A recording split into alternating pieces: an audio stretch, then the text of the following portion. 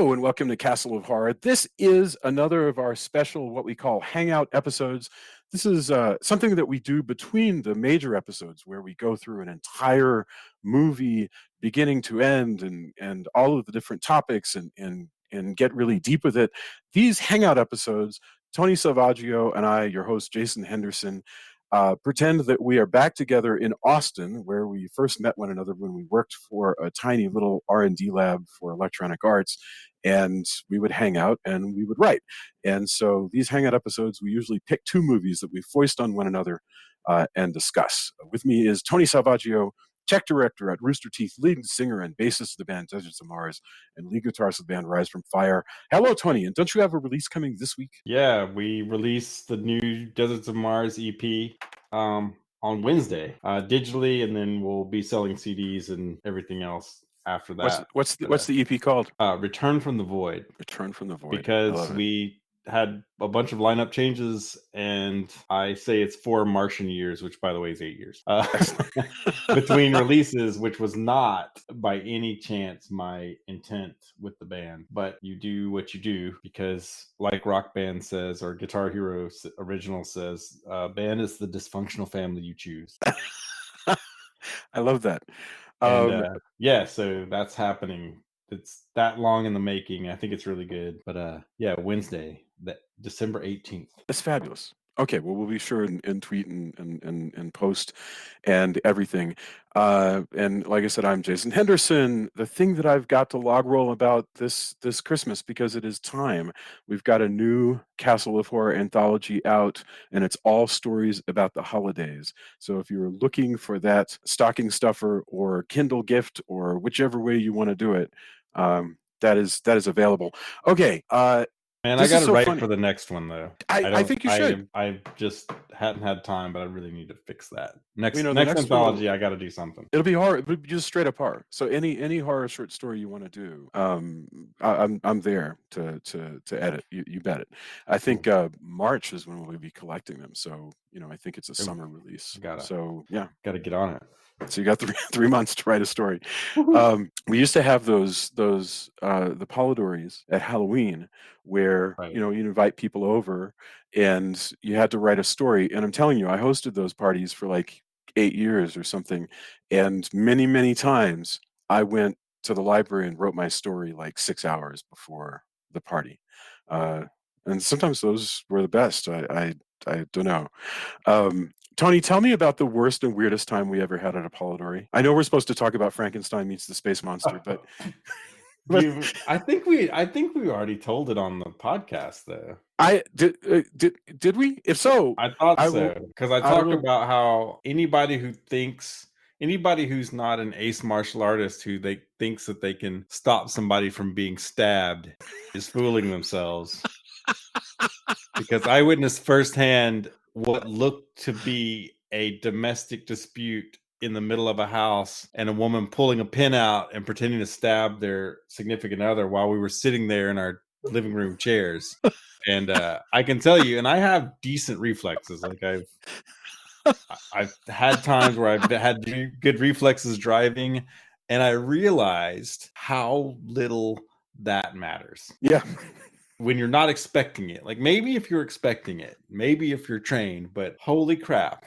That's where I learned you probably can't stop that without some kind of advanced training. That was the most amazing. I don't know what you'd even. I mean, they were great actors. Performing arts. Like watching a geek tirade that then turned into anger, that then turned into what looked to be a stabbing, and we were gonna have to call 911. Was that's quite the experience. Yeah. Luckily, not every Polidori was that. It was more stories and less pseudo violence. Yes.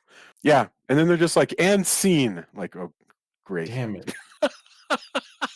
But no, it was extremely memorable, though. You got to admit that. So we assigned one another to choose a movie, and the film you saw, I think, is so you picked is so suited to me, weirdly enough, that it's almost not fair.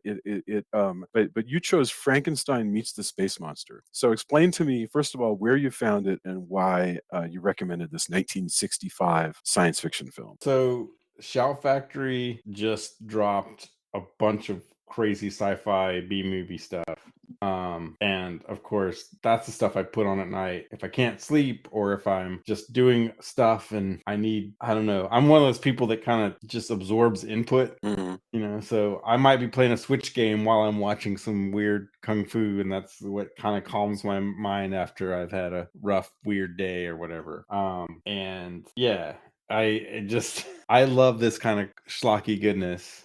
This is not a movie for everyone. It is very confusing in many ways. And if you're not down for a kind of Plan 9 from outer space kind of thing, flee. Yeah. If you're hard sci-fi, I want it to be like really good stuff like Moon or you name it. Really good sci-fi. This is not that. It does, however, have it's not tons quite of Plan 9. crazy. No. It's what I like about this one and why I chose it was there's a lot of cool, neat ideas in it. Yeah. Oh yeah.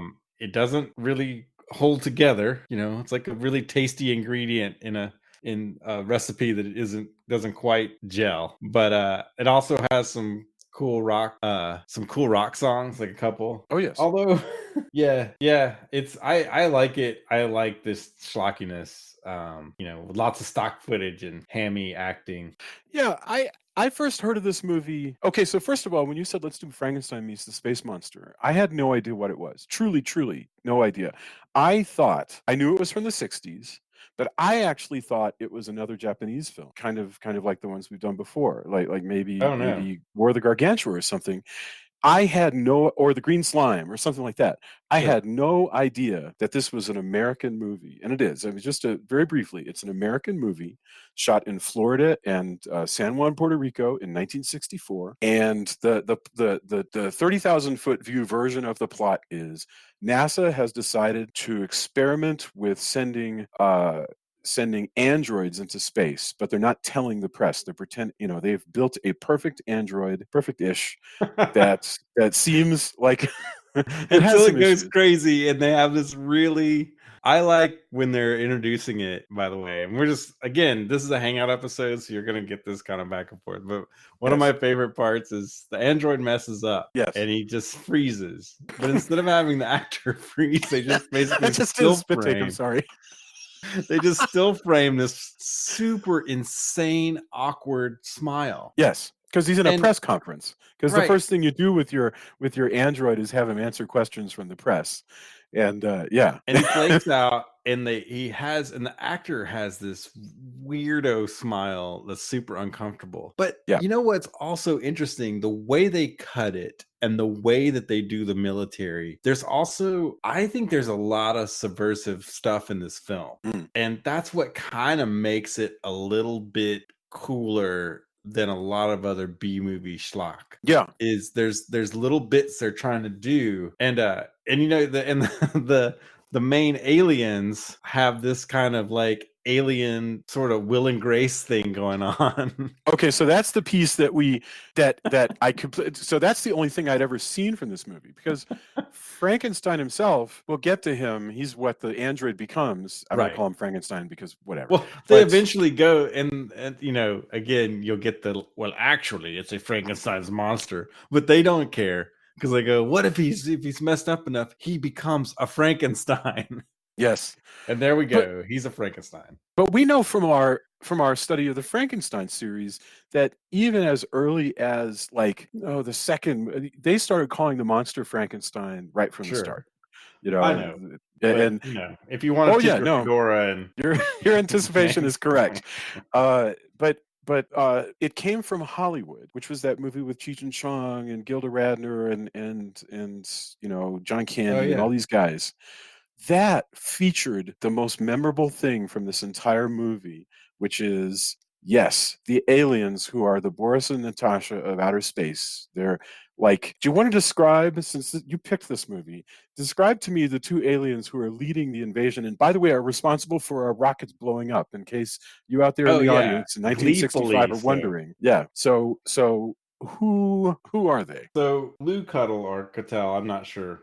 My apologies to Hmm. his family if I got that wrong. Is Dr. Nadir, and Hmm. he is the hammiest. He's He's like fabulous. a coated John Lovitz leather daddy, space leather daddy. You know, he's got his leather outfit, and his best friend Queen is this really striking woman Named who is Marilyn in Hanold, who I do yeah, not know. Yeah. and she has this almost Egyptian looking, you know, super, it's probably gold. It has to be. It's either gold or silver. Hmm. You know, insane Egyptian style dress. And they have messed things up in Mars, and so they need women, which always seems to happen. Yeah. I guess men are hardy and stupid. She says, we Yeah. have won the war, but we have Right. no women. I mean, other than Right. her. Like I And so said, they've come to Earth to get some women. right. Like I said, men are hardy but stupid, evidently. Yes. Can't keep enough women alive. And their kind of banter back and forth is great. He is so hammy and so amazing and so gleefully destroying the Earth's rockets and missiles. And he And has a great line that I'm shocked has not been sampled into some sort of, EDM piece, because whenever he's going to blow up, they do it twice, because this movie does oh a yeah. lot of reusing of footage. They Of course. do it twice where he goes, and now maximum energy. And, and I he love like, that they gave him also at the beginning, they just give him this gobbledygook about somehow hydrogen and electricity, and none of it really fits together at all. no. But they give him all this pseudoscience gobbledygook, and he delivers it with as much glee as he does anything else. And he smiles very wide, like a mischievous, evil smile. And he Yeah. turns his little knobs and he looks at the screen and they blow up the rockets. By the way, the woman, Marilyn Hanold, is still alive. Her name is Marilyn Hanold. She is 81 years old, and she was apparently a heck of a model in the 50s. She was a Playboy playmate, and her father was German, and she lives yet. She's so good for Well, her, man. She's great. well, Dr. Nadir, the actor, was in Honey, I Shrunk the Kids and Pee Wee's Big Adventure. No And kidding. like Wedding Crashers. Holy cow. Wow. But oh man, does he ham it up. And it's great. He is also alive. Lou Cattell is 89 years old. My goodness. Yeah. So Yeah. so apparently being in Frankenstein Meets the Space Monster was good for your health. Yeah. So they're blowing up rockets. Again, truly, the scene where he gives his line, and now maximum energy. They literally, since he blows up 2 rockets, they just use the same footage twice of his Well, that's how line. you get maximum energy is Yes. you don't Is to expend conserve. unnecessary energy, you conserve energy, but then you'll get the maximum energy. And that's You by don't shoot the just playing scene that twice. Yeah, exactly. It'd be like if Maximum every energy. time, if every time Picard said engage, they just went back and used some old footage of him saying engage. That'd be great. That would be a funny one of those mashups where they just pick one and just Yes. spread that across like several episodes. Well, I mean, we've seen a lot of like anime where there are like sure. lots of doors opening and lots of button tops flipping and stuff, and missiles moving into place, and it's the same footage that you see like Sure. every few episodes.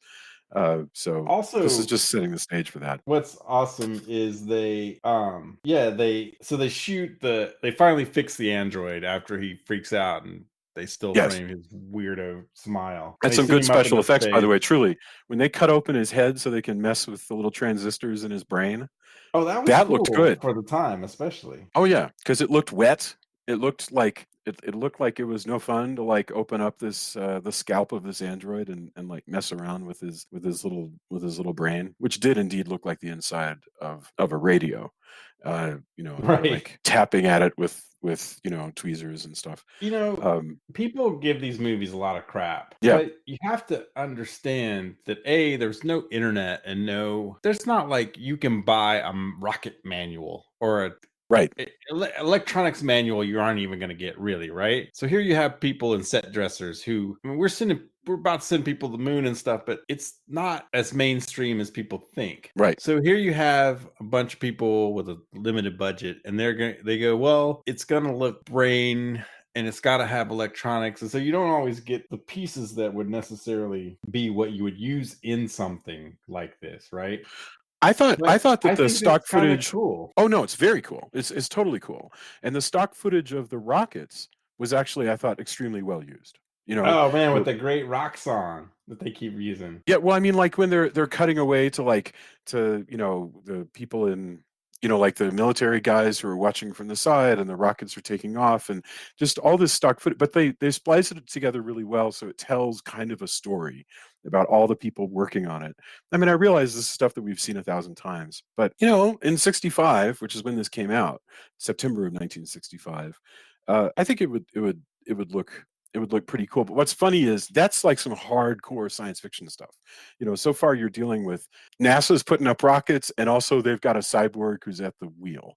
Fine. And the weird Right. stuff, the horror movie stuff, is that when the aliens blow up the rocket, Frank, because I think that is in fact his name, Frank the Yes. pilot, who is an android, crashes down and survives. Good on him. And He's so he's limp. pretty android. Yeah, he's limping around trying to figure out what he's going to do next. And then what goes wrong is that the aliens have landed because they're out to capture, and I'm not making this up, some women in bikinis, and they come across Frank, and they ray gun him, and that burns half his face and makes him crazy. And And he goes and on a he's rampage. he's kind of an awesome monster. Yeah, he does go on a rampage. I mean, like one of the first things he does is like machete some dude to death.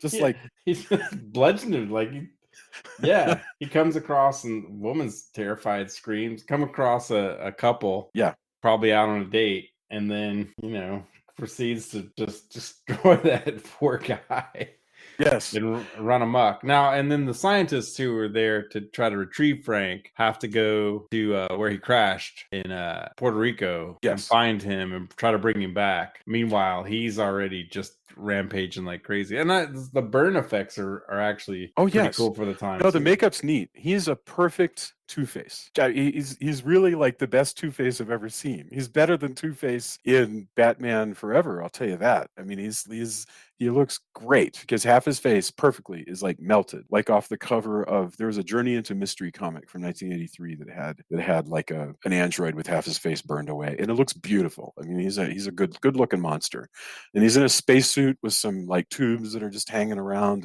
and he looks, it's a good monster. Okay, hilarious thing. The couple who are chasing after him, who want to retrieve him because they're worried about their android, and they kind of humanize him and feel sorry for the android. That's James Karen, the guy who played the real estate developer who didn't move the bodies in Poltergeist. Spoiler for Poltergeist. Right. And Nancy Marshall, who I don't know, but they play, James Karen and Nancy Marshall play Adam and Karen, confusingly.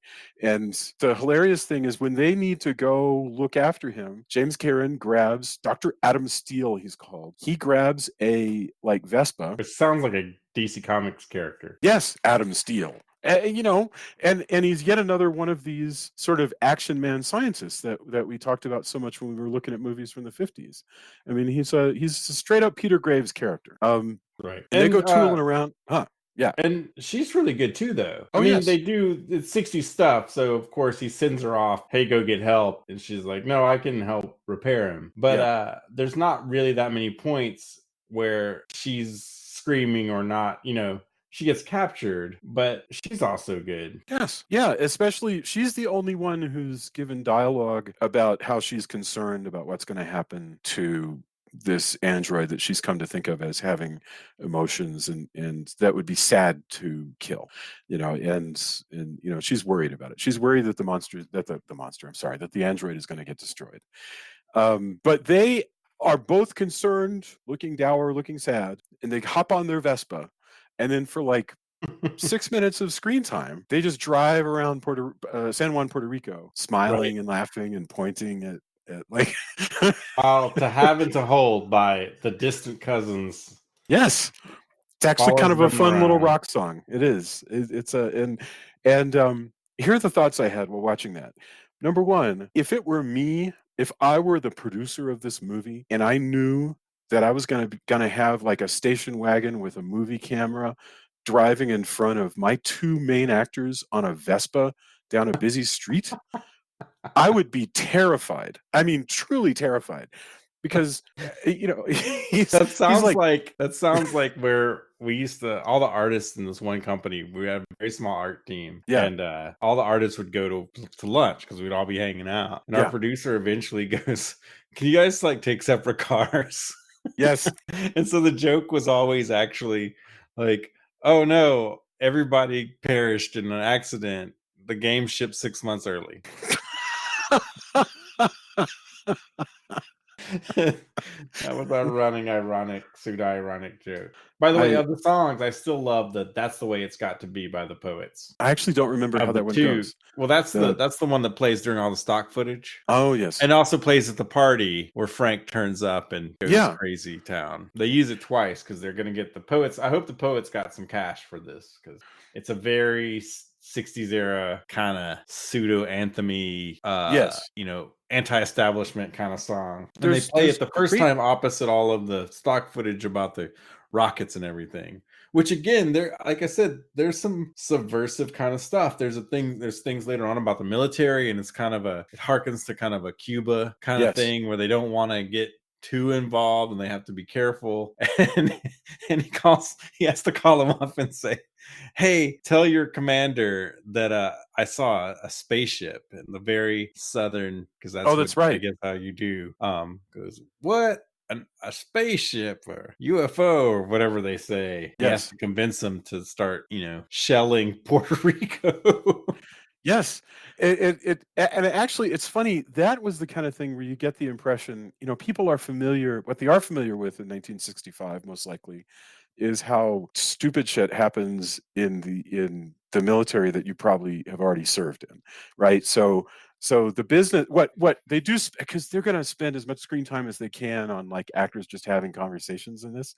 So like, there's Sure. one where the guy tries to call the general to say there's a spaceship, and the duty officer who answers the phone engages in a long conversation with him about whether or not he can in fact call the general, and like, Right. does he have authorization? And it's wonderful. And there's several bits like that where, like James Cameron will pull up next to somebody and just have a conversation.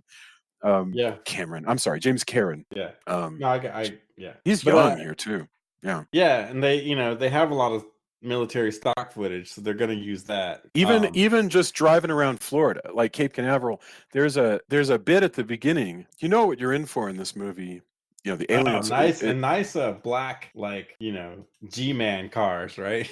Oh yes, and they're just driving, driving, driving, and then they stop. They cut to inside where the whole cast is in the back of one car, and General goes, "Sergeant, how long do you think it will take us to get to the base?" And Sergeant goes, "About 5 minutes, sir." And then they go back to the stock footage of driving around Cape Canaveral, and I was like, "No one will be seated during the amazing Oh, well, driving around Cape Canaveral scene."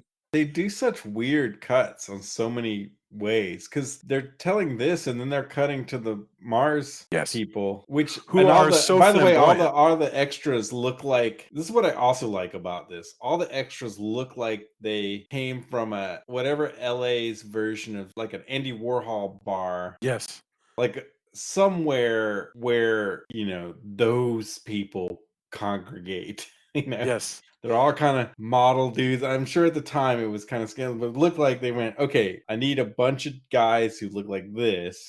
really buff dudes. I come just, I don't care where they come from. Just have them, they aren't going to speak. Just have them come comb the bars for these guys, and it's great. And they do an awesome job, but it looks like a very, they would just as easily fit into any Andy Warhol picture Yeah. you could name. No, there's And definitely an S&M tinge to all of the all of the alien stuff. And I don't think we've mentioned, but all the alien men, and there's only one alien woman, and she's the princess, so she's in charge. right. But which makes her kind of like Donatella Versace here, just surrounded by a bunch of buff dudes, except for they all wear skull caps, right? Bald caps Yeah. and big Spock ears. Oh, and there's also a insane monster that looks like he would be great on the stage with Guar. Oh, he's the space monster. Yeah. Yeah, I totally The forgot. actual So space back monster. in the back of their, so this and this is a common motif. So many common motifs here. This alien invasion of Earth, where they're going to steal. Apparently, I'm thinking this is just a proof of concept for this invasion, Right. because it's just one ship, and they're going to steal, like, 6 women in bikinis, because that's about all they could fit on this ship. And in the back of this ship is a cell that had, well, there's several cells because they put the bikini babes in there, but they've also got a monster who's in a cell, like right next to the captive women. And Mole the space monster. is that, it was called Mole? Okay. Yeah. Mole. Love it. That when what ends up happening after they kind of after Adam Steele and Dr. Karen Grant find Frank, they repair him a little bit, and then they use him to rescue the captives, including Karen, who's been taken captive. And he ends up finally meeting the space monster. So for those keeping score, Frankenstein meets the space monster roughly 4 minutes before the end of the film. That's right. And then you know what? I can't remember why. Do they get shelled? Is that how they die? No. I can't remember how they end up. They take off, and Frank laser blasts them out of the sky. That's right. No, he goes on a rampage inside. Yeah. Yes. Yeah. He blows up them, and so this is very, very similar to Earth versus Flying Saucers in that way. It's also very similar to Plan 9 in that respect. I want to mention one thing about Plan 9 that that's a dumb movie, but Ed Wood is really strange, and one of the things that I think is really interesting about him is he was a little subversive himself about the military. He's very proud of his military service, but he has zero problem having his general explain, oh yeah, aliens came, killed a whole damn town, and we hid that from the American public because something's just better not known. So his theory, in whatever exploitative way he's going to use it in his movie, his theory is, I served in the Army. I like the Army, but they're absolutely likely to lie to you. Well, I mean, they don't want to tell the public that they're going to use.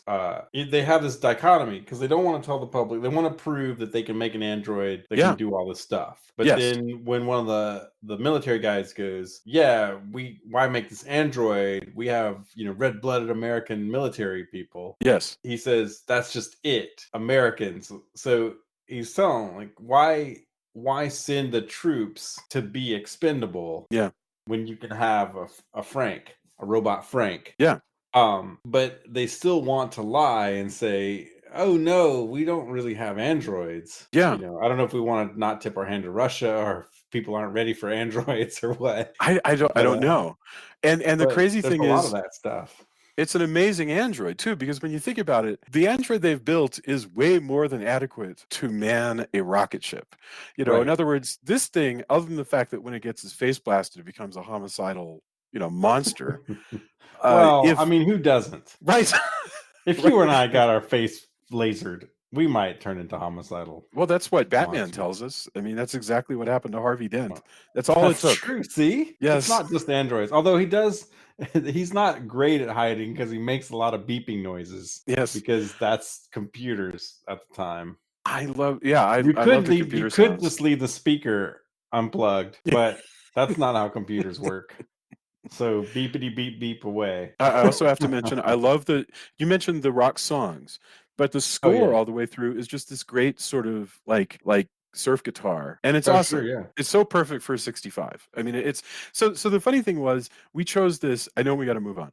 We chose this, and it's people who would look at this and go, this is terrible. There's a lot to see here, and I actually really, really enjoyed it. I mean, it gets a lot of like Turkey awards and all these people who, this, I mean, without this kind of stuff, we don't get like Cadavra, right? Right. But I still, again, this isn't a movie created to be ironically strange. This is a movie where somebody tried to do stuff. Maybe they didn't care, maybe they did, but I think they're trying to do a sci-fi thing, and there's, hey, let's put girls in bikinis because we know that'll get some people in the drive-in. Yeah. Right? Let's do sci-fi, but the costuming looks cool for the time. It's better than it has to be. It's I think this is different than even other schlocky things because it's these little bits of subversion, these little blips you see from the script. Yes. That I think hold up better than, I mean, of course, your mileage may vary. Tons of people probably just go, that is execrable. I can't believe that you would sit for an hour and a half and watch this garbage town. But for me, there's enough stuff and there's a joy to the filmmaking that has me coming back to stuff like this. I agree with you. And that's what I like to see, even though I understand this is not really great sci-fi. No. But the heart and the intent behind it and the groovy, the grooviness. Also, this is made for an audience who may only see this once. Yes. This is the idea of you can watch this at any time, streaming no less, which is what we get to do. Yes. It's just that in itself is sci-fi. That's you would watch it. That's beyond what Mars has in this, right? You would call up the viewer screen and give me a movie from 30 years ago. Yes. That sounds like sci-fi in this. So the idea that, nobody's thinking that this is going to be that, right? There's this moment in Escape, I think, one of the Planet of the Apes movies, sure, where it's the one where the two apes come forward in time. Right. And I think that's Escape from the Planet of the Apes. They come forward in time, they land in New York, and they're sort of feted by everybody who thinks it's awesome that these two apes are like groovy and wear clothes and stuff. But they go and they look at they look at footage of people speaking in the past. And the funny thing was they had this technology and maybe it was War. Anyway, it was one of the Planet of the Apes movies. And they're watching like previous interviews with the apes, with Roddy McDowall and Zero. And it's a slideshow. In other words, you hear their voices and it just keeps doing the slideshow forward, which is weird because it's like the late 60s, early 70s. So it's not like they didn't have video, but their kind of vision of on-demand video would be kind of that you could call up a slideshow that would show people talking in the past in still frames. It was the weirdest, like, anticipation of future on-demand technology, but yeah, our ability to just like go, I feel like watching a drive-in movie from '65. That's just nuts. Yeah, I mean, when you think about like the incredibly strange creatures that stopped living and became mixed up zombies, that movie spends like 15 minutes just on go-go dancers. And so this is way better, way better than I mean, it depends on your opinion of if you like go-go dancing a lot. Yeah, I guess that's true. Yes. Which is also a valid thing. But yeah, yes. I this kind of stuff, now depending, I may not be giving, this is again the stuff I put on not exactly in the background, but I pay much more attention where we're gonna talk about it like this. But these movies, I just like having access to a lot of this weird stuff, and you can pick up little bits here and there, and that's really why I enjoy it. I'm not sure if the filmmakers would be like, no, you should pay attention to my movie, or they're just happy that people are still watching this 54 years later. Holy I'm sure moly. that Lucatel, who also is still alive, would love to hear that you're enjoying this thing. Yeah. Oh man, I gotta say, he's hands it up. I love his glee at being this alien, just bad guy. Somebody seriously needs to. I'm serious. Somebody needs to have maximum energy in an EDM song. I swear to God, because sheer energy has gotten a lot of footage over time. I mean, that's now that we've thrown it out there, I won't be able to sample it because somebody else will snatch that up. I should have. You should do a special project that just samples it just for the hell of it. Hey, it might turn out. Yeah. Okay. Before we go on to the next one, I wanted to ask you a question, actually, because you mentioned the Golden Turkey Awards. Golden Turkey Awards came out like in the 80s. I've run into people who like deeply are offended by the Golden Turkey Award, and others who, I'll tip my hand. I kind of am thankful that it existed, because when that book came out from the Medved brothers, it was the first time I'd ever heard of something like I don't know, Killer Bees or sure. this movie, Frankenstein Meets the Space Monster, or whatever. I mean, so they were snarky, and a lot of people are sort of mad that they do nothing but make fun of these films. But I mean, nobody else was talking about Plan 9 from Outer Space when those came out.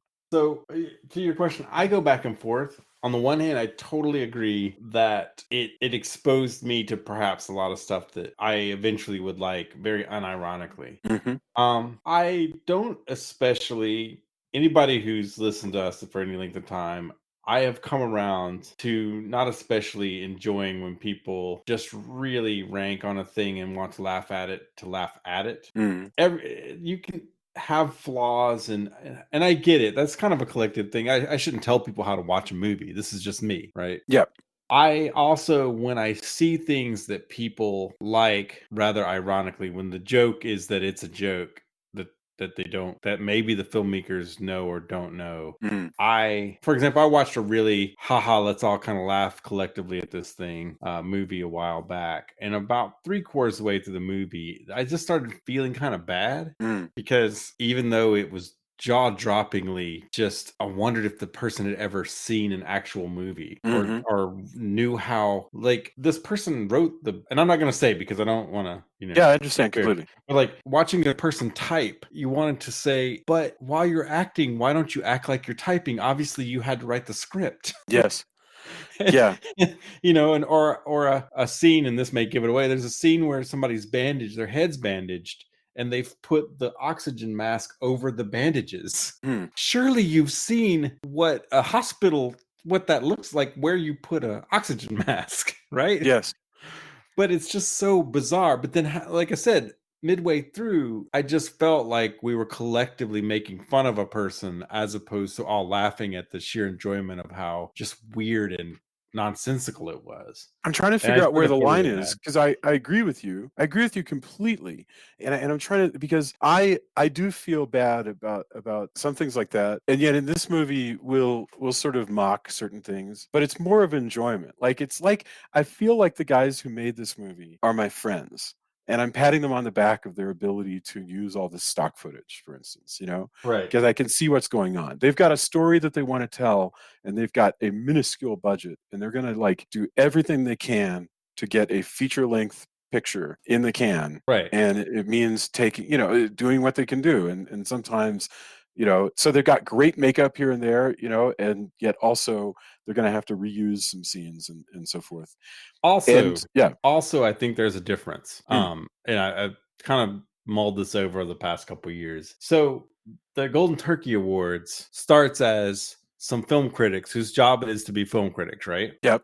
Who Yeah. have a film history start making fun of things, and they're schlocky and ill put together, Hmm. kind of like a roast. Yeah. Well, eventually, a lot of people who don't have film history, who just want to make fun of a thing, muscle in like the jocks, Yeah. and call the movies Point Dexter, and they're not, they lack any comedic timing or sense of history or anything. Yeah. And then I think that's where you get, so there's a separate bit of snark where everybody thinks they're a comedian and everybody wants to laugh at everything, and they're not really being funny anymore. And everybody has a voice now that there's YouTube and everything else. And Meanness I is think the that, answer. I mean, and I maybe think that's what it is. and I You think know? that's what's changed. Not to say that there wasn't some meanness, but there's a certain kind of nod, wink, like a roast, where it's supposed to be professional comedians, or Hmm. I even think roasts are mean. Like, why would you why would you No, want I people would to make never, fun of you? never in a million years But would that's a I, thing. That's a yeah. comedy thing that happens, right? Yeah. And I think that's one of the big differences is the golden. I'm not saying it's not a thing I enjoy anymore. Although at a time I was like, haha, look at these funny, weird, silly movies, and then came to like this kind of stuff. I think that's one of the big differences is over time it's turned into kind of a, hey, let's all point and laugh at the Yeah. special kids or whatever. Yeah, It it feels does have that mean effect and sometimes. kind of gross. Yeah. And I think a lot of these kind of awards or worst movies, etc., just kind of devolved into that. Whereas Yeah. now I don't even like worst movies anymore because there's stuff that I don't think comes together well, but I would rather celebrate what was good than knock down what was bad. And Yeah. that's me. No, I there's so much to think about there, with just First of all, yeah, people's list of worst movies, and they'll list something that's actually competently made, and they just think is basically beneath their interest, like something like Showgirls, which is basically a fairly well-made Hollywood trashy movie. You know what I mean? And you and I have seen way, way, way, way worse Right. movies. And then again, you have things like one of the movies I don't enjoy Yeah. is, for example, Transformers Last Night, Hmm. which Which I I'm haven't just seen. baffled at each choice because for example, I like Bad Boys, I like Pain and Gain, Hmm. But when I watched that Transformers movie, I was constantly just puzzled why each scene, each and every choice of dialogue, of scene, of direction, just why. The whole time I just felt like the RCA dog. We're just craning my neck, trying to figure out why each choice, each and every one throughout the whole movie. But I would rather watch something it felt like I'm being talked down to as well. I understand. Like it's not elitism. It's just, if I put this on the screen, you idiots will watch anything, is what it feels Yeah. like. Whereas this is somebody who's just trying to pull together a film and do something with it, and it doesn't have that sense of, I mean, they did, millions of dollars worth of work went into the Last Night, and you Yeah. get that, and thousands of dollars went into this, and you get this, which to me is so much more gleeful and so much less Oh, yes. pretentious, and just doesn't feel like, here's some crap, you idiots. Yeah. And No, I'm I'll with take you. that any day of the week. Yeah, and people, by the way, hey, you are perfectly welcome to love Last Night or Oh, Showgirls hell yeah. or If that's anything, if you that's know. what you dig, like, But I'm more with you. power to I, you. I'm totally, I totally with you. Yes. I Yeah. mean, I think, there's some Michael Bay stuff that I really don't enjoy that's come out about him. I just Um, find them difficult, but you know what? We shouldn't even get into the yeah, get but into. The, like I said so many times, I have two criteria: are you hurting yourself or others? And yeah, by watching or giving money to the people who are making a thing, are you allowing them to hurt others? I never thought about that. Yeah. And that's yeah, that gets very complicated, because of course you got people who are funding a whole thing with a huge cast and crew, and those people have to pay the bills. So, like, One it thing gets that complicated, right? But I think those are my criteria, and you should, like I said before, who cares if somebody likes or doesn't like something when you're an adult? that's so true.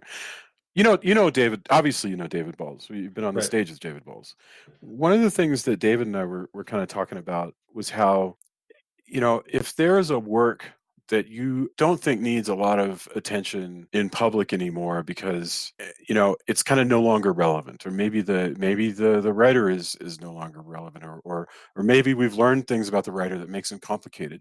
The interesting thing is that we, as scholars or whatever you want to call us, you can still watch that stuff and use it for your own work, and grow, and it Or uh or you yeah. can do like, I'm super stoked for everyone. I saw it in Fantastic Fest. I'm super stoked for Color Out of Space. Color Out of Space, yeah. Richard Stanley's Color Out of Space. So what's Have he not do? seen it yet. Totally dig Oh, on it seeing hasn't it. come out, but it's gonna blow your mind. Okay. One of the best adaptations since Dagon. But what's he do? Cast a prominent woman and an actor, person of color, just to go, hey, Lovecraft's we like Lovecraft, but man, what a dick. So Yeah. here's the thing he would have hated, and I purposely did that. Awesome. That's another great way to do it. Yeah. That's Yeah. that, because they asked very pointedly, hey, that was intentional. I said, of course it was. Yeah. Yeah. Look, I like Lovecraft, but we all know now what Yes. that dude was about. I have chosen to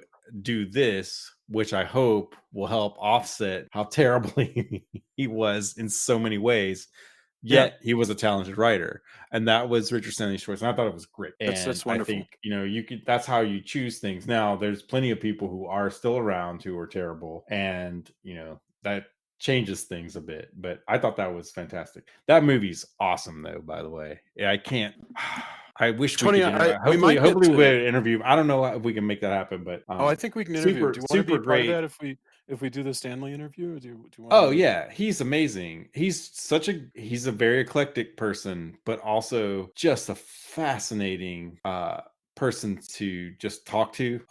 His views are great.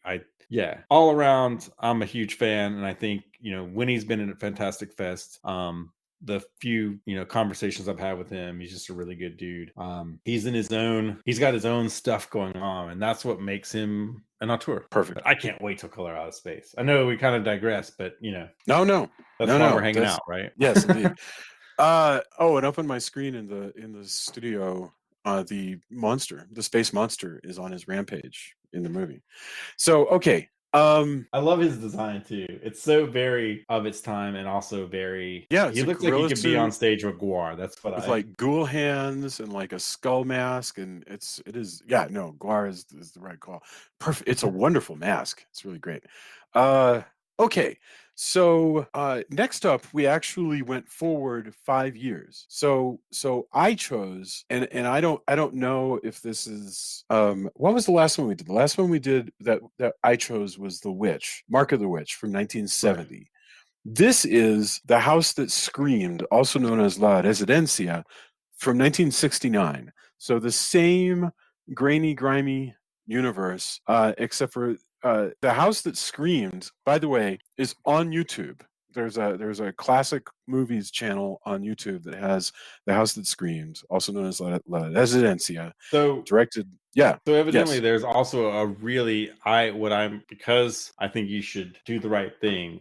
I was reading the reviews of the Blu-ray, and supposedly it's really great. Oh, as opposed to, by the way, I tried renting it on Amazon Prime, and I usually don't call out these things, but I feel like whatever they did, whoever put out the Prime one, and I think it's one of those where they just got it released, because sometimes it's easy to do that with the way that Prime works. The picture was, don't rent it on Prime. The print, and again, I feel bad because it's probably somebody's livelihood, but I can't reward this, because especially when somebody's made a really good Blu-ray that probably is legit. The thing on Prime is it's tiny. It's got black all around it. It's a tiny, and the sound sounds like a 3rd gen YouTube video.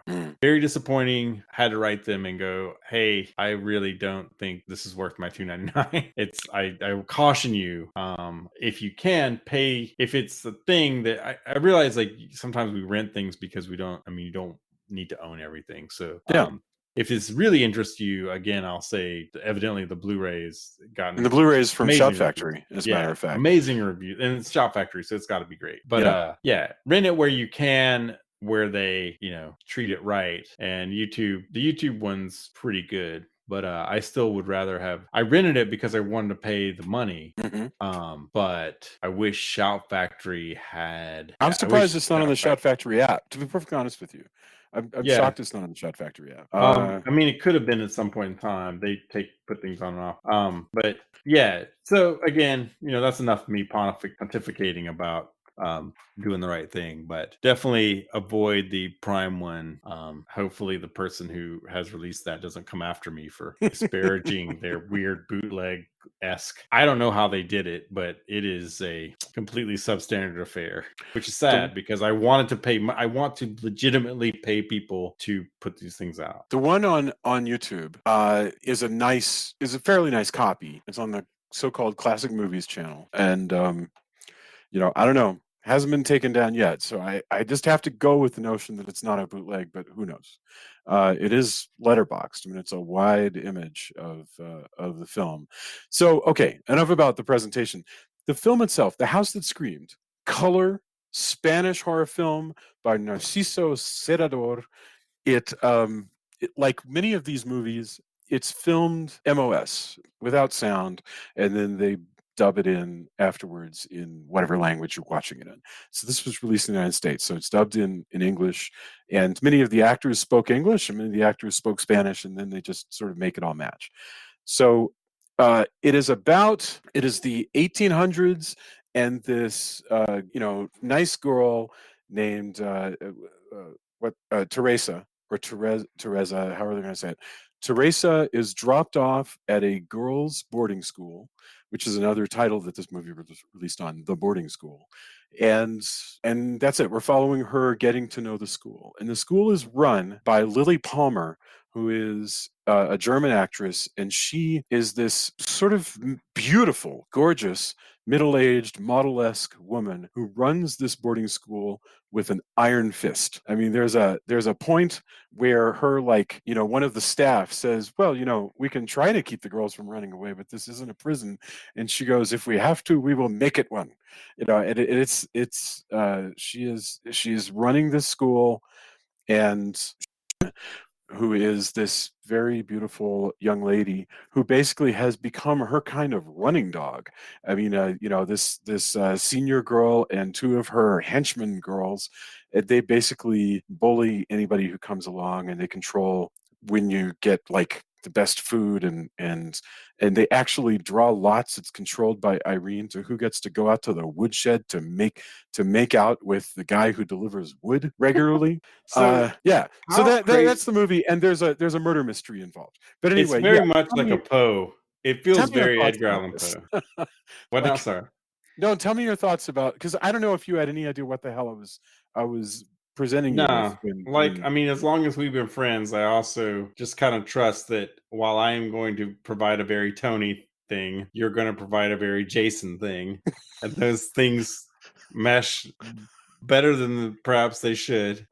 It's very rarely peanut butter and toothpaste. yes, But yeah, it's usually a couple of flavors. Where like, I guess this works. yes, But yeah, this was a very. But how crazy is it, Jason? Now that you mentioned how it's only 4 years apart, yes, and in those 4 years, you have schlocky beach, black and white beach sci-fi movie yeah, with some cool costumes, but overall it looks like that. 4 years later, you've got lush hammer style colors and mansions going on yes, in only 4 years. That's what and separates they it. seem to be And from different planets. Truly, oh truly. yeah, absolutely. And a lot of it has to do with Spanish Gothic and late 1960s Eurotrash. They do benefit from the fact that they've got some amazing castles that you can just shoot in. This one is just shot in this gorgeous estate in Spain, and in it's Comillas, Spain, actually, in part funded by the Spanish government. The Spanish government put up money to make this movie about people who are about, essentially, by the way, this is essentially a slasher movie. That it starts out as kind of a gothic movie, but you quickly realize that somebody is slashing these girls. And it's 1969, so this is way before like Halloween and so forth. But people are killing the girls off one by somebody is killing the girls off one by one. And uh and this girl is very corrupt. I just find it fascinating that the Spanish government thought, sure, let's do this. There are some neat surprises in it. First of all, very strange thing. The women, there's a shower scene, okay? All the and several things happen at once. There's a moment when the girls all, it's their time to take a shower. Apparently, they take a shower every Thursday. Not making that up. That's really a line. It's Thursday. The girls have to take a shower. So they go into the big shower room, and all of the girls shower in robes. I mean, they like wear these big Well, sheet it's their like, it's like their underclothes, their dressing gown kind of. yeah, they shower in dressing gowns. Soap kind of over the dressing gown or under to some extent, but basically they're getting clean, but they're staying chaste. And you think it's for the camera. I would presume it's for the camera. There's no nudity in this movie. But there is a moment when one of the girls takes off her robe. We don't see her. We only see her from the back. And the madame says, what are you doing? And she goes, I need to take a real shower. So she objects to having to wear these dressing gowns in the showers. And she says, and I know you know why. And the reason why is that, just like in a scene before, Lily Palmer has had the girl like beaten with a cat o' nine tails, because that's how they do in this place. When she'll send you to solitary and also have you like whipped. Well, is that oh man, now I need to I wish I just watched it because I watched it the other night. Is it she's beaten earlier? It isn't after she's been getting it on with the woodsman? No, I don't think so. Because they I have a believe, whole that's what this Okay, that's a great movie scene. is That's so riding the line of horror and titillation because they've decided when we hear the sounds of yeah, lovemaking in that scene, and each person is like slow, like they start slow and then they're winding string or they're yes. sewing, and everybody's in on what's actually going on. Yeah, and they But the can't hear it. We filmmaker has can. So decided, just to be clear, you have a whole bunch of girls, and it's time for them to be doing their sewing and knitting and needlework and all that stuff. And they've sent one of their girls who drew lots to go have sex with the woodsman. And so they know that she is out there like in the barn having sex, and they're just doing their needlework. And we get to hear the sex sounds in a soundless scene where we're watching the girls do the needlework, and so they are, they're repressed and they're turned on by the just knowing that this is going on. And it's a weird scene, and it finally ends with one of the girls pricking her fingers, so there's blood. oh, yeah. But also before that, there's even not only is there winding yarn and sewing, but there's threading the needle. Yes. And Repeated like threading of the needle. every way, it's like the Naked Gun scene where it's like was it Naked Gun, or was that another where there's like a train and there's a Train going through rocket? the tunnel. Yeah, I all the I want to say that was actually Matt Groening, but I don't know for sure. well, there's it's either Naked Gun or Top Secret, and I can't remember which one. But anyway, it's like the very much more serious, much more Yeah. repressed, not played for laughs version. But there's so much. I mean, the theme of this whole thing is this repression and anxiety and kind of about to boil over Yes. nature of both the violence and the trapping all these young girls, and they're all this is a place where you go to this boarding school where girls who have committed crimes or troubled women. Yes. But I like the very Poe-esque kind of twists throughout it, So because let's talk a little bit about. they're leading Oh you yeah. along that it may be the school, the mistress. It might be this girl who has set herself up as the mistress, right hand. Yes. Although she's got her own agenda, and then you Irene. have the younger, son who she dotes on and has made sure to tell him no girl is good for him, and he can't possibly leave her because he's sick. He's not really sick, Right. but that's her. Oh, your health is so poor. I can't possibly let you go. Oh, it's crazy. She's That's laying when it you know on that super there's thick. something super crazy when she goes, "I can't let you out because of how sick you are," and there's a very Suspiria element to all of this, because we're following Suspiria. Suspiria is like what, like 8 years later, right? But we're following this girl Teresa as she comes in, and there are men attached to this school, and they're all hinky in some way or another, and the one that she kind of hits it off with is that boy, John Mulder Brown, who's a teenager and is the son. So he is in this unfortunate position where he is asked to hang out, I guess, in the private rooms. And I guess he has tutoring somehow, but he's hanging out in this boarding school for girls. And he's not supposed to sort of interact with them, but he's a peeping Tom, so like in the shower scene, this is actually a really great bit of suspense. While we're watching, they're doing their whole shower thing, he crept into a steam grate to spy on them, and then one of the handyman comes along and is just kind of messing around in the boiler room and closes the grate, because of course he does, because it's open. And Right. And the boy gets, yeah. yes, I'm sorry. since it's a horror movie, or since it's thriller drama, what would have been like a Porky's shower scene, Yes. or like trying to be titillating, turns into the mirror of what should be titillating, Yeah. and him trying to escape. So there's this element of dangerous suspense while also trying not to be caught, which to him is the most important, but he can't get out. And so there's a claustrophobia, as well as this weird chase shower scene that turns out not as chaste as this one girl rebels. Mm-hmm. So there's an era of rebellion throughout it as well. It's a weird psychosexual mix in this movie. That was really cool. And he actually, in the cut that I saw, there's a weird cut, but we're missing some lines. But he basically, Teresa lets him out because he gets lucky that she remains behind. Right. And so he's able to whisper to her through the grate, "Hey, I'm trapped in here. Can you get me out?" And she does. And that's actually kind of how they start their relationship. the movie crams a lot in. So, but we're given to understand that they become a thing from then on. They're meeting secretly and blah blah blah. But as one of the women sneaks out to see her lover, somebody just comes up and starts stabbing her in this like slow motion, like really scary, like Argento style stabbing scene. Because in that there's also they make it look like it's going to be a sex scene, but then it starts to overlay and it becomes a murder scene. Mm-hmm. And there's a lot of that kind of juxtaposition throughout the movie. It's really, this movie is again a lot. There's a lot going on, and there's a lot of really artistic stuff. I was really impressed, considering that I don't know anything about this director, Serrador. I just came across this movie, The House That Screamed, just sort of randomly, on YouTube, and I thought it was amazing. But it gets weirder, because now that we're into the fact that the movie is a murder mystery because people are getting killed, the weirdest switch. And I did not see this coming at all.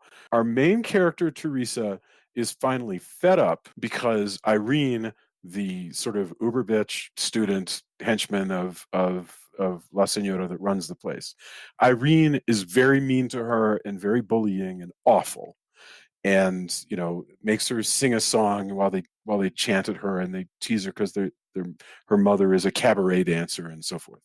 And so Teresa says, "I'm out of here. I'm done." And she sneaks out, and she nearly makes it. And then she gets her throat cut. Our main character, the movie still has like half an hour to go, and all of a sudden she is dead. And at that point, we are completely unmoored because we're like, "What the hell? Who are we supposed to be following now?" And luckily, Irene, the one who's the bully, who we've learned to hate, follows her because she's kind of spying to see if somebody is going to be trying to escape from the house. And that is a point where La Senora starts tracking Irene and follows her up into like the attic. And then when she finds Irene, Irene is dead too. And and the woman sort of grabs Irene's body and sort of holds it, and then she realizes there's blood on her hands, and then she lifts up Irene's arm, and Irene is missing her own hand. Somebody's cut Irene's hands off, and she doesn't even scream. She's just like, "Oh my God, what is going on?"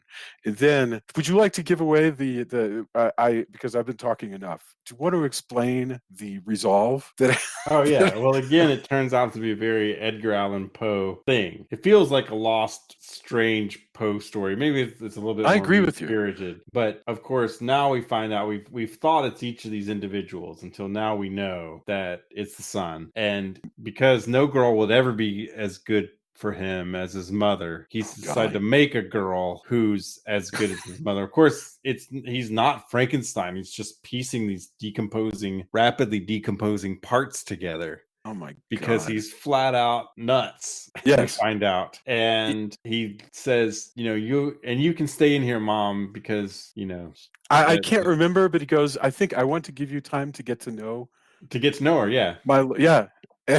And she's screaming, of course, because she's realized what she's turned her son into, made him a monster. Yes. And I mean, because again, it's not like he's preserved this corpse. He's Frankenstein without the reanimated part. No, he's a complete lunatic.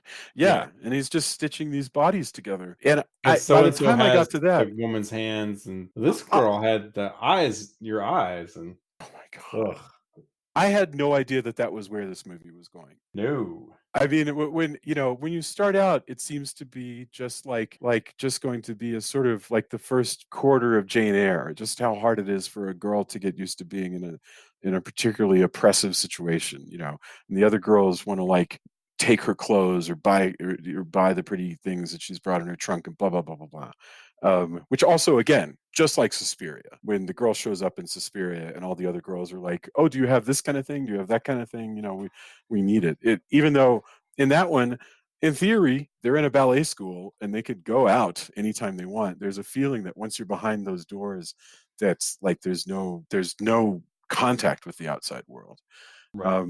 so strange. This one is so weird that I almost feel like you could do a remake of it that would be really solid. That's because it's just all kinds of oppressive nuts. But I love this kind of movie. I just love Eurotrash. I love the graininess of it. I love the fact that this yet again, it's like an episode of Masterpiece Theater where there's also a serial killer, and I think if you've been listening to this long enough and you're listening to us prattle on, if that doesn't sum up a Jason movie, nothing. It's like Masterpiece Theater, but there's also a serial killer. If that isn't your brand, I cannot think of what else I could say. Thank you. I mean, I guess like somebody else pointed out, if you could add Peyton Place to it, or perhaps some tiki something, maybe that would be the mix. But I don't know, that doesn't go together as well. But yes, if you could Masterpiece Theater with horror your way, the grainier and the more lush the colors and the more psychosexual thriller you can make it. If that's not your brand, we haven't been friends since we moved on. Yeah, and that's what makes this cool and fun to do. Thank you for that. That actually, summing it up like that makes me think that I would really like to. Maybe I need to create something like that. It's weird to me that I never have tried to do like Masterpiece Theater with this. I mean, you and I have talked about a couple of scripts. Like Malevolence was kind of that at the.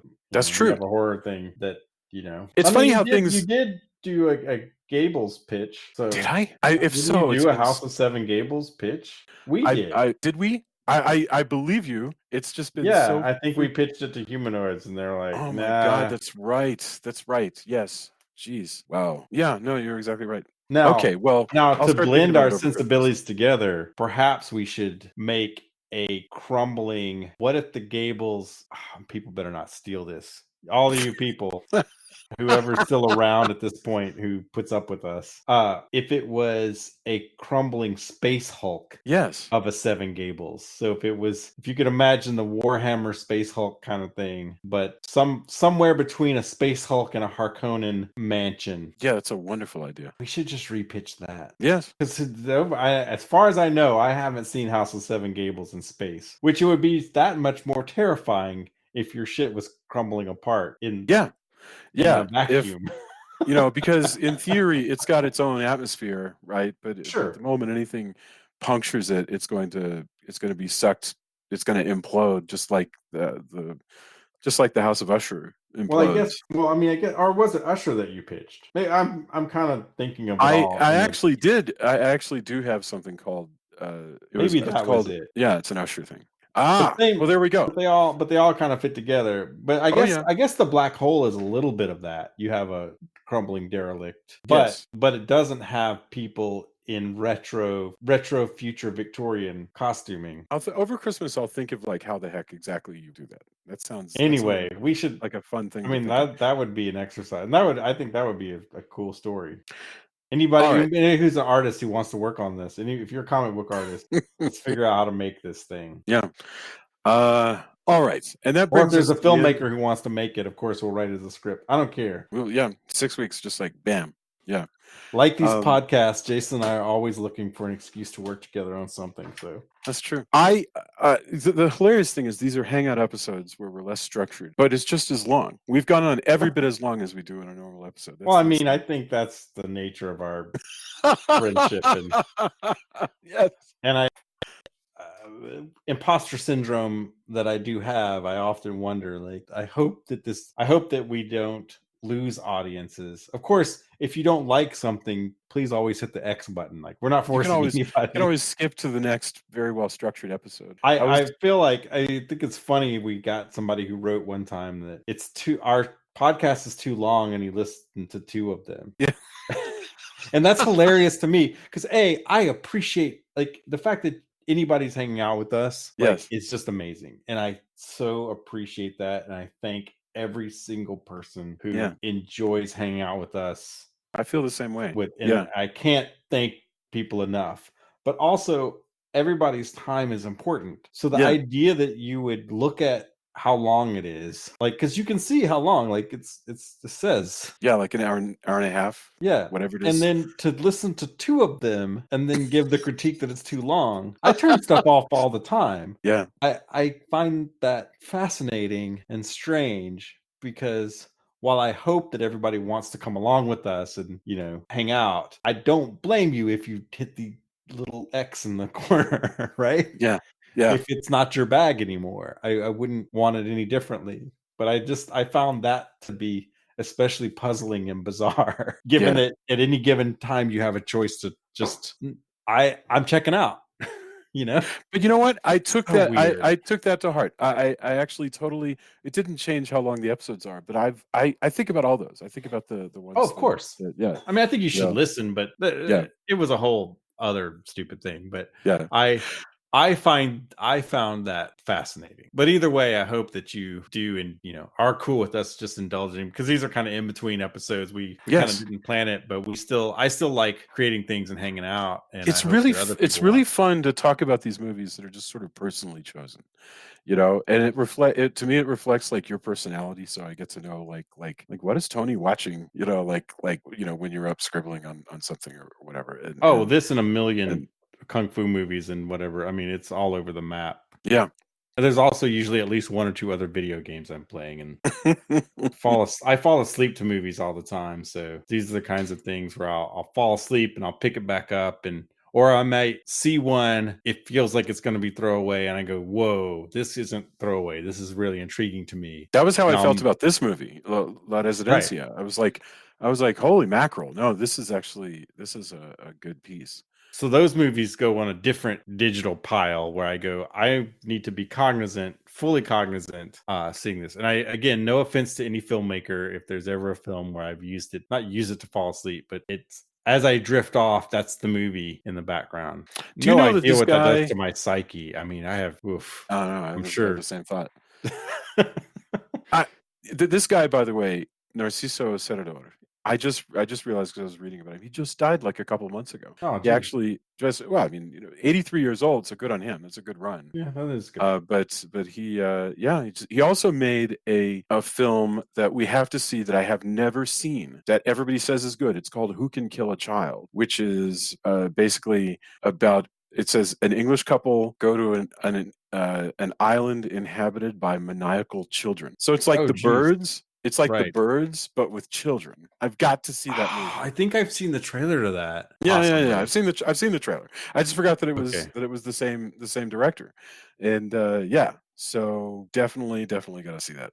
Oh, it would be, so maybe this has been a thing. Here's another one, and I guess we're just. By the way, anybody who's hanging out with us, this is how we get stuff made, right? We Yes. just start talking. What if it's an island like that, but instead of a bunch of children, it's a Damien style child who pits, like, say that's like a Polidori thing, right? They go somewhere, could be island, could be anywhere, and the kid pits all of the adults against each other, but he's also demonic. So it's like Children of the Corn on an island, and he's One child making the adults fight. That's Yeah. actually not a bad idea. It's also kind of like the most dangerous game, except for that it's like Right. multiple. But what Yeah. I'm saying is, it's like a Damien Yeah. kid. One couple brings their child. The child Oh, yes. is basically Lots of people are going to the island because they're gonna Yeah. it's who knows? It's a high school reunion. Who cares? But one of the couples brings their child, and everybody else is like, "Why did you bring a kid? We weren't supposed to." But the kid actually has other plans, and he intends to like torture all the adults. That's by pitting them against. Again, we could write that like this. Like I said, if you're still around, and thank you, by the way. This is how Jason and I work. Yes. So. Oh man, now I need a yellow pad, and just to spend Christmas with the yellow pad dealing with that stuff. Yeah. Do you know, Tony? Space Honestly, Usher. or Green Gables. I mean, Seven Gables. Gables. Space Green Gables is a totally different thing. Zombies of Green Gables. Yes. It says Nova Scotia, like uplifting Nova Scotia zombies. That would be it. No, but in space. Yes, in space. Anne of Green Gables in space is totally different. Yes. I actually, every single book I've ever done, I call you up and ask you to help me plot out action scenes. That's very common. That's totally common. I didn't I do it would on the say that last one, my and I feel animation bad. background. No, you I should never feel bad. Oh, no. My point is, I really should have, and now that I have to do the rewrites, I probably still will, because now it's time to do the rewrites, and there's a lot of stuff that is just like, left to be filled in. It's Well, you really should sad. totally call me. And by the Yeah. way, also to the audience, this is how Jason and I work as well. I have not been yet able, and I would never do this to a friend. I'm decent at script doctoring because we have a shorthand together. Yeah. And I'm a big action fan. Yeah. But my secret shame is I haven't been able to turn my script doctoring, which I have a couple friends, not just Jason, call me up and go, "Hey, how do I take this thing apart and put it back together?" I Yes. haven't been able to parlay that into a paying gig, which I would love. You've done some writing at Rooster Teeth, so there's Well, a little bit, but that's not the same. Mm. Like I You can got help you paid. fix. I can help. No, but I mean, what I'm saying is, I can help you fix your thing. Yeah. Script doctors usually, they're brought Yes. in to punch up a script or to fix, like, there's a plot hole or a plot this or that. And I think, which, by the way, I realized I hate thieves, but I like heist movies. Mm. And I realized that I think that the way a heist movie is put together, where you take apart a problem, like the bank safe, and then you put it back together, and then possibly there's a extra thing that happens where you have to solve that and write that and make sure that, and you all get away at the end, feels like how I write, and how also like script doctoring writes, right? You're presented with a problem, a black box of sorts, right? And then the idea is to take it all apart, and when you put it back together, it all fits and works. And once I realized, and that's also kind of my day job as a tech person. Yeah. So I realized that the skills of a heist movie or a person in a heist movie are similar to the skills of script doctoring and the way I write, and also similar to my day job. And that's perhaps why I hate thieves but enjoy those movies. Yeah, because they are. But it was this like epiphany this year of like, why is that? And then I think I figured it out. Yes. Well, also, nobody ever heists like an old lady out of her pension. You heist like a big mobbed up casino. That's sure. But that the skills involved in that are kind of the narrative skills, in my opinion, that I enjoy. Yeah. And that's how I was like, I think that's, I psychoanalyze myself and how I think about writing and such. So that makes sense. Bizarre. Anyway. All right. With that, we should wrap up. I'm really thankful that you came up with the idea of doing another hangout. It's been just super enjoyable and super crazy, and I can't wait to get feedback and see if this is like, if the listeners want more like this, or if they prefer the structured ones and are like, well, I mean, I miss hanging out with Drew and Julia. Like, yeah. By no means is this ever like a replacement, but I do like also continue to have content, whereas before we take big breaks. That's a good point. That's a totally if Drew ever wanted to do a hangout, when I would do, or or you guys or you two wanted to do something, or David or anybody, or you might want to do a couples, like, it's an interesting idea. Anyway, I just like doing this, and I hope I would like to hear the feedback. Somebody posted that our chemistry works well together, which I appreciate. We've been hanging out together for years, so I hope so. Something like 23 years. Yeah. So yeah. So I hope our chemistry's good. But I also, thank you for, if you are still listening, thank you for indulging us. And I'd like to hear more. Yeah. It's perfectly fine if people go, I don't enjoy these clip show episodes or whatever, however you think about it. But it's something I like to do, and I like to have content. We had talked about it, and I think we might still do this if we want to do, because we have some time before January, about letting the audience pick a movie or two. It's actually not a bad idea. Like, give us a list to choose from or something like that. Like, I think that would be a fun exercise. If people are still wanting to, something that would benefit from some coverage, but that doesn't probably, I kind of, the idea that there's a level, but that doesn't seem to rise to the level of like a deep structured conversation, but that it would be fun to discuss. Yeah, I would love to hear what people would suggest. I say we throw that out there, and again, since these are very informal, we may or may not get to that, but I think it'd be really fun. I mean, we have some time. I have some time over the holidays where that is a groovy idea. Yeah. All right. Well, with that, And it's funny, on the wall in my studio, they've got the sort of chaste shower scene going on. All Oh, it right, just Tony. happens to be. Yes, actually, this is Oh, starting it's into not. a It's loop. totally not on loop. I haven't. I totally haven't been watching that. Kicking the Yes. grate as I go. No. All right. Have a fantastic evening. I appreciate it, and hopefully I'll talk to you soon in a couple days. And Absolutely. I'll talk to you soon. Yeah, Adios. take care, everybody. Thanks. Good night. Thanks, Tony. Bye.